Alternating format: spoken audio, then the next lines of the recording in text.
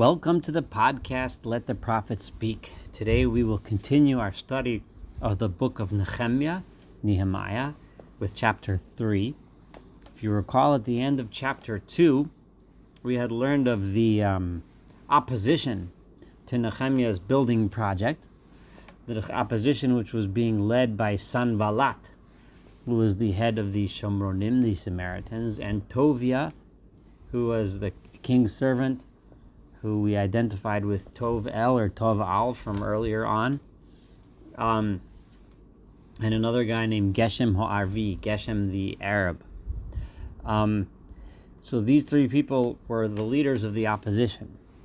And as we will learn throughout, and as we saw when we reviewed the letter that went back and forth in the book of Ezra between the opposition and the Persian king, that the opposition was trying to portray the Jews as if they were rebuilding Jerusalem, rebuilding the walls, making it a defensible place so that they can eventually rebel against Persia and secede from the Persian Empire and eventually challenge the Persian Empire. So they were trying to portray them as rebels. In truth, one should remember that it wasn't that completely untrue, their accusations. As we know, and we've mentioned many times when we studied the books of Haggai, Zechariah, Malachi, and we studied the book of Ezra, we mentioned repeatedly how the Jews were upset that they did not have independence. And we know throughout the second Commonwealth, or the second Temple period, just as during the first Temple period, there were occasions, plenty of occasions upon which the Jews rebelled against whoever the powers that be were at the time, the Greeks, the Romans, etc. And eventually, by the time of the Hashmonaim, many years after the events being relayed in this book, the time of the Hasmoneans, maybe I think 150 or some odd years later, they eventually did establish their own kingdom. But at this point, this was not on the minds of the people. What was on the minds of the people was rebuilding the city of Jerusalem and rebuilding the temple. So now, and protecting against anyone who were to attack. So the end of chapter 2, we read of the prayer that Nehemiah said to God, please help us be successful in the building. And he turned to the enemies and told them, we are serving God. He will help us be successful. We are his servants. You who are rebelling, there will eventually be nothing left of you. So the people heard Nehemiah, and very much to their credit, despite the opposition, despite everything, despite the terrible conditions that they were in, they all got together and decided to build. Chapter 3 is going to list those families that dedicated themselves to the building and the different projects that each one took upon themselves. I'm going to read through this somewhat quickly. It is a long chapter, but we'll move through it pretty quickly. Vayokom El Yoshiv HaKohen HaGadol. So El Yoshiv, who was the high priest, V'Echov HaKohanim, and his brothers, the Kohanim, they got up. Got up gives you the connotation of people that were sitting, they were afraid. But now with Nehemiah as their leader, Nehemiah, their strong leader, the one who spoke against the enemies in a confident, clear way, they got up. They're ready to roll, ready to build. Vayivnu, and they built at Shahatzon, the gate of the city called the Gate of the Sheep. Hema Kidshuhu, they sanctified it. Vayamidu Dal Sosav, and they set up its doors. Vyad Migdal Hamea Kidshu, they sanctified it until the point called the Tower of the 100. Ad Migdal Hananel, until what was known as the Tower of Hananel. I'm not going to identify what all these structures are. Some scholars do go into those details. I'm just going to go through these families and what they did. Valyado Banu Anshe Yericho, and next to them, the people from the city of Yericho, of Jericho, built. Valyado Bana Zakur ben Imri, and next to them, the people of the family of Zakur, the son of Imri, they continued to build. Beit Shahadagim, and the gate of the fish, the gateway of the fish, Banu B'nei HaSina'ah, the children of the Hasinah family. Hema Keruhu, they put a roof upon it. Vayamidu dalsosav, and they put up its doorways. Man olav, its locks. Ubrichav, and its bars. Vayadam hechzik miremot ben Uriah ben Hakots, and next to them this other family built. Vayadam hechazik Mushulam ben Berechia ben Mishei Zavel, another family built next to them. Vayadam hechazik Tzadok ben Ba'ana, the family of Tzadok ben Ba'ana built near them. I'm up to verse 5. Vayadam hechziku hatikoim, the people from the town of Tekoa built. V'adirehem lo heviu tzavaram ba'avodas adonehem. And however, among the Tekoans, the leadership, the upper classes, they didn't literally haviu tzavaram. They didn't put their necks in. They didn't bend their necks. They didn't stoop down and do the actual building. So this is somewhat of a criticism of this group, that the elders, as opposed to the first group, which was the Kohen Gadol El Yeshiv himself, involved himself, the high priest, in the building, but in the Tekoa, it was beneath them. Vet Shar HaYeshana, and the old gate, Hechaziku Yada ben Paseach, Umushalam ben Besodia, these people and their families built the old gate. Himakeru, they put roofs on, Vayimidud al-Sasava, Manalab Richava, and they put up its doors and locks, etc.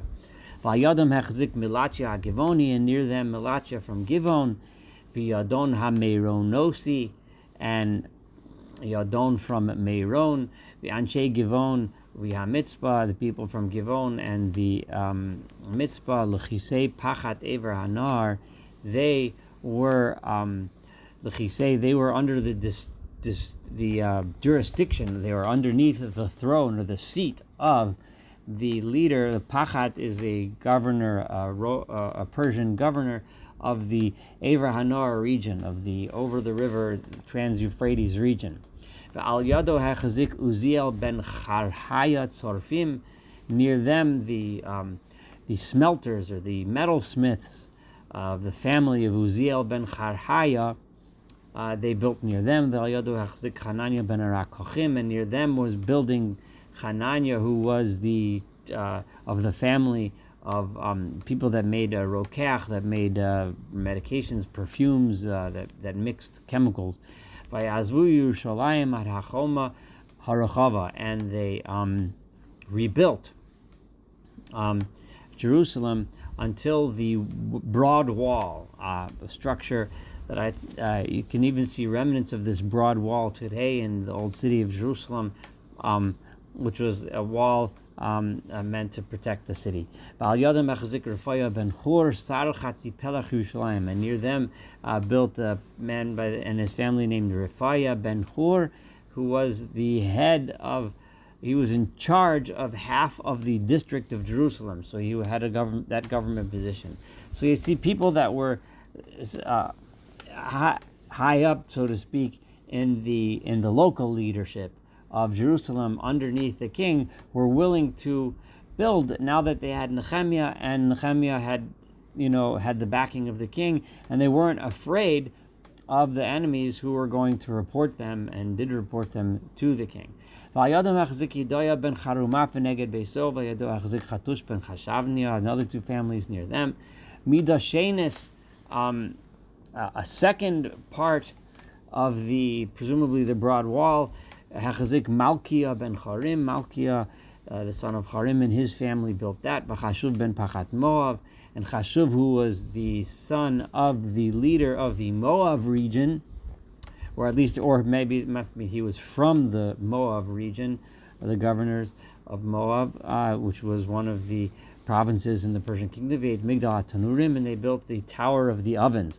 Vayado Hachazik Shalom ben Alochesh, Shalom, the son of Halochesh, Sar Chatzi Pelach Yerushalayim, who was presumably the officer in charge of the other half of the Jerusalem district, who V'nosav, he and his daughters built. It's interesting where it specified that the daughters, the women in this family, rolled up their sleeves and participated in the building and so on. Something which we don't find that often women doing this type of work, but they did. They participated in the building of the walls of Jerusalem and the Beit HaMikdash, the temple at Shar Hagai, the gate facing the valley-way, Hechazik Chanun v'Yoshvei Zanoah, Hema v'Nahuhu, that was strengthened by these families and the people from the place of Zanoah. They were the ones that built it by Amidu, Al-Sasov, Manalav, Richav. They put up its doors, etc. The Elef Amma Bachoma at Shar Hashpos, and they also built 1,000 cubits length of the wall until it reached the Shar HaShafos, which is presumably the Shar HaAshpot, known as the Dung Gate. The Shar HaAshpot, but then at that point, the Shar HaAshpot itself, Hachazik Malkia ben Rechav, who was built by Malkia ben Rechav, who was Sar Pelach Beit HaKerem. He was the head of the Beit HaKerem region, which is an area to the west of Jerusalem. Hu Yivnenu, he was the one who built it, Vayamid Dal Totav Manulav Brichav, and he put up its doors, etc. Beit Shar HaAyin, the gate of the Ayin, the gate of the spring, presumably. Hachazik Shalun ben Kol Choseh, it was strengthened and built by this man. Sar Pelach HaMitzpah, he was the man in charge of the Mitzpah region. Hu Yivnenu V'Talalenu, he built it and he covered it. Vayamid Dal Totav Manulav Brichav, and he set up its doors, gates, etc. V'Yitchomat Brechat HaShelach L'Gan HaMelach, and the wall of the pool, the Hashelach is a pool used to irrigate fields. So the Brechat Hashelach, which was in the Gan HaMelach, the king's garden, Viad HaMalot HaYardot Me'ir David, until the steps that go down from Ir David, the city of David. This is in the region of whether that this Brechat Hashelach may be the same as what we can call now the Shiloach pool, the Mea Shiloach. Presumably it's the same one. Gan HaMelach, even though there is no Jewish king now, refers to where the king's palace had been in the first temple period time, which we know from archaeological evidence, and we know from historical evidence, we know from Tanakh and other places that was where the king's palace was. Acharav Hechzik Nehemiah ben Azbuk, after him was built by, the area was being strengthened by Nehemiah ben Azbuk, Sar Chatzi Pelach Beit Tzur, and he was the officer, the king's officer in charge of half of the region of Beit Tzur, Ad Neged Kivrei David, and he built until the opposite the area where the burial places of the kings of David, of the descendants of David, were Viad Brecha Asiyah. So we're looking more westward now. We've been going, if you have been following these gates, etc., we've been going more or less in a counterclockwise orientation around the city and around the city wall and the gates as we've been going through. We started to the north, and then we went around towards the northwest, and then the west, and then the southwest and south, and now we're moving up towards the southeast, moving up to the east. The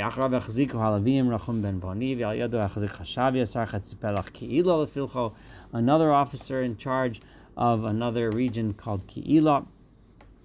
I'm up to verse 18. Then their brothers, Bavai ben Chinodod, Sar Chatzi Pelach Ke'ilah, the head of the other half of that region. Vayechazek al Yado Ezur ben Yeshua, Sar HaMitzpah Midashenis Mineged Alos HaNeshek HaMakzoah. So the next to him, Ezer, the son of Yeshua, who was in charge of the Mitzpah region. He said he repaired a second stretch of the wall, which went from opposite the Alot HaNeshek, the steps that led to the place where they kept the armory, the weapons, HaMikzoah, which was at the corner. So some corner of the wall. Archav Hechara Hechazik, Baruch ben Zakai, Midashenis. He did another area, and he rebuilt on Min HaMikzoah from the corner where we ended before, at Pesach Beis Yashav HaKohen Gadol, until he gets to the entrance to the house, the palace that belonged to the high priest. Achrav Hechazik Miremos ben Uriah ben Akotz Midashenis. Then this other person did another measure, another length of the wall, Min Pesach Beis Yashav, from the house of Yashav, we had Tachlis Beis Yashav, until the end of the palace of the high priest. V'achrav Hechaziku HaKohanim Anshe HaKikar. Then the Kohanim that came from the fields, they lived out there. They built some more. Acharav Hachazik Binyamin v'Chashuv neged Beisam, and then a man named Binyamin and Chashuv, they built opposite their own homes, the portion of the wall that was opposite their homes. Acharav Hachazik Azariah ben Maaseiah ben Ananiah Etzel Beiso, another person by that name built opposite his home the walls. Acharav Hachazik Binui ben Cheinodad Midashenis min Beis Azariah Mutzav Arapina. Then Binui, this man, he built another measure. Palal ben Uzai, and then another man named Palal ben Uzai, he built Mineged HaMikzoah from that next corner of HaMigdal, Hayotzim Beis HaMelech, and from the tower that leaves the king's palace, Elyon, the upper palace. There was an upper palace, Asher Lachatzar HaMatara, the one which went to the yard where the prison was. Achrav Pedaya ben Parosh, after him, then Pedaya ben Parosh built a little more. Vehanetinim, the temple servants, the Netinim, Hayoshvim Ba'ofel, they were living in the area called the Ophel at Neged Shar Hamayim LaMizrach, until opposite the water gate, which is in the east, via Migdal Hayotze, and the tower that left that area. Achar v'chaziku ha-Tekoa midashen is another area which was built by the people of Tekoa, Mineged Migdal Hagadol Hayotze v'ad Chomas Ophel, until the wall of the Ophel. Me'al Shar HaSusim, and then from the horses' gate, Achaziku HaKohanim Mishla Neged Beiso, each one of the priests that lived there built the portion of the wall that was opposite his house. Acharav Hechzik Tzadik ben Imer Neged Beiso, V'acharav Hechzik Shmaya ben Shechanya Shomer Shar HaMizrach, and then they built more.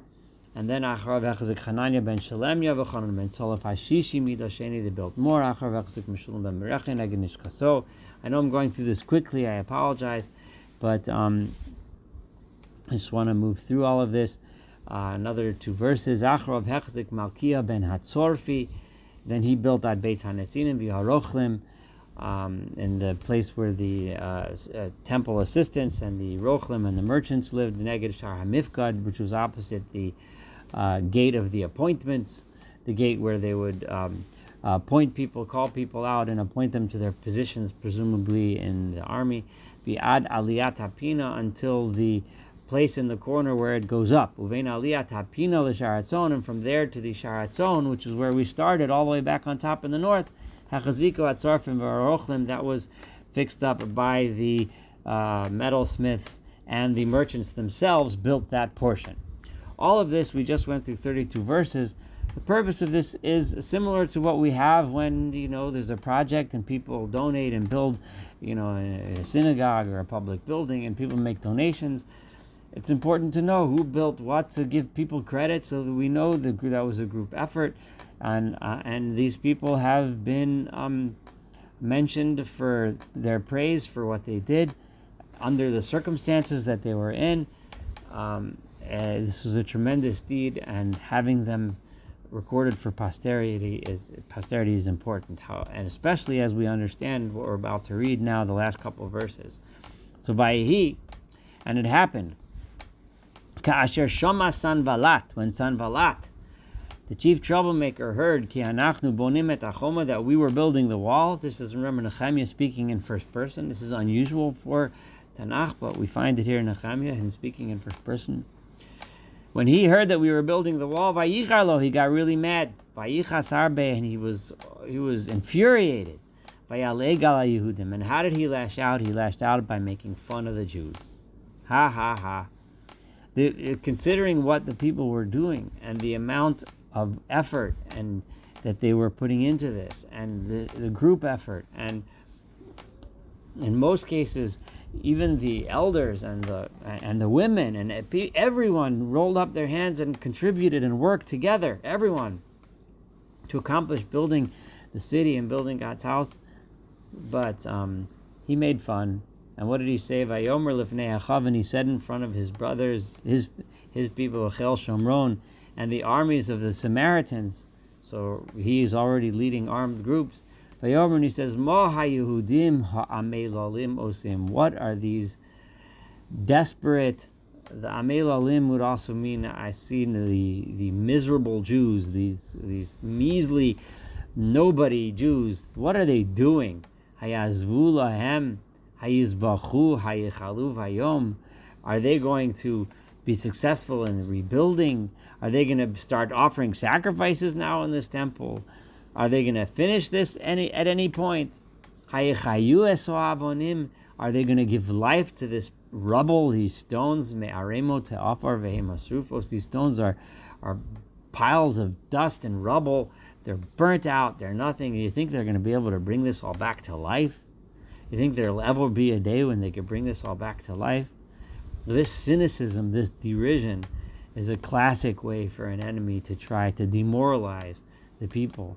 The people that had done so much and devoted themselves so much, demoralize them by making fun. V'Tovia ha'amoni etzlo, and his friend, the one we mentioned before, his sidekick, Tovia, the one from Ammon, he was standing next to him as they made fun by Yomer, and he said, what kind of a silly building is this? Kama sherhem bonim, even this thing that they built, yeah, it was a big pile of rubble, and yeah, look, they built something, but even this thing they built is a nothing. It's a miala shual. All they need is one little fox to just walk up to the wall and bump into it, and it'll all collapse. And this wall they made with the stones will just fall apart. What do you think? They built something? They built nothing.